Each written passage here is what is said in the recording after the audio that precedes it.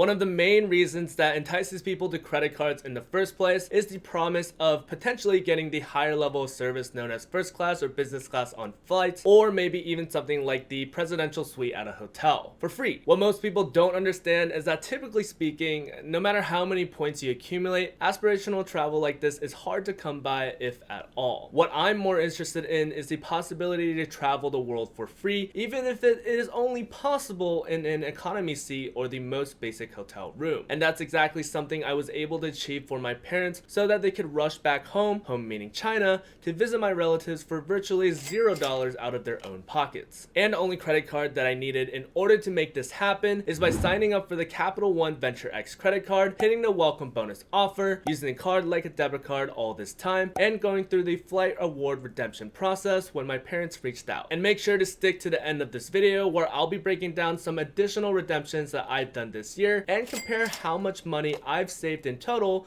in 2023. Let's break this down. Alright, so I applied for the Venture X basically as soon as it came out nearly 2 years ago. The original welcome bonus offer was a whopping 100,000 Capital One miles after spending $10,000 within the first 6 months of account opening, which I'd argue is worse than the current welcome bonus offer of 75,000 miles after spending $4,000 within the first 3 months of account opening. But I at the time did have some spending to do, so the welcome bonus offer wasn't as hard to hit as I originally thought. Additionally, I do run a YouTube channel, and one of the ways that helps out this channel is when you sign up for one of my credit cards using my links in the description. Each referral allows me to earn 25,000 additional Capital One miles, which ultimately helped me accumulate more than 300,000 points prior to my redemption. Now, this redemption was not at all planned. Unfortunately, there was an emergency in China, and my parents, more specifically my dad, needed to be there. And since it was such a last-minute flight, flights to China specifically were hard to come by. Even harder since China hasn't really loosened up their grips because of COVID. So knowing this, I knew that a direct flight to China would be tough. Instead, I planned for a flight to Tokyo and then opted for a direct flight from Tokyo to China. The airline redemption that I used was Air Canada. Luckily, it seems like all major credit card lenders are partnered with them. And I actually believe I lucked out, considering when I looked at the redemption options, it was relatively cheap, totaling up to 100,000 Capital One miles that I transferred out of my Capital One account and 172 Canadian dollars. If I were to have used my own money, the trip would have cost $2,807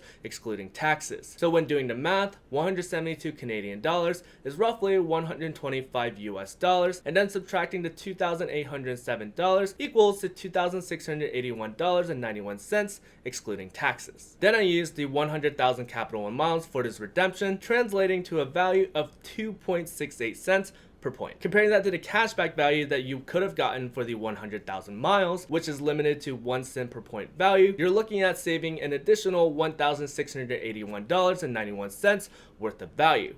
Not too shabby for team points. Additionally, I added my dad as an authorized user on my Capital One Venture X, since it's the only premium travel credit card out there that allows you to add up to 4 authorized users for free. In comparison, the Amex Platinum card requires an additional $195 per year for each authorized user added, and the Chase Sapphire Reserve requires an additional $75 per year for each additional authorized user added. And with my dad being an authorized user on my Venture X, it granted him the same access to all of the airport lounges that I get access to for free. Luckily for him, the Priority Pass is widely known to be exponentially better in Asia than it is in the States. So he was actually able to use this benefit to its fullest potential, getting to visit multiple lounges before his flights. And while we're on this topic, let's talk about the other redemptions that I have done over this past year. In July, I helped my little brother move up to New York from North Carolina for his first big boy job out of college. And while staying up there, I decided to book a Hyatt house in Chelsea for 2 nights. For the redemption itself, I used 40,000 ultimate reward points, and while I don't actually remember the actual price that I paid for, if we take a look at a similar booking in July of 2024, you can see that this redemption would have roughly cost me $528 out of pocket. Doing the math real quick, $528 without taxes divided by 40,000 ultimate reward points multiplied by 100 equals roughly 1.32 cents per point. Not an ideal redemption given the fact that the points guys does range rate ultimate reward points at about 2 cents per point. However, you do need to keep in mind that this redemption was redeemed 2 weeks before going to New York. Additionally, what's a trip without some minor inconveniences, such as my brother not being able to pick up his keys to move in until the next day. This meant he was unfortunately homeless for the night, but luckily with points redemptions, it can really get you out of a tough situation fast. I remember booking a room at the exact same hotel I was already staying at within a couple of minutes, without the hesitation and searching for a cheaper hotel that booking with cash would have caused. Then my brother was able to check in a couple minutes later, saving us a ton of headache and money because we all know how expensive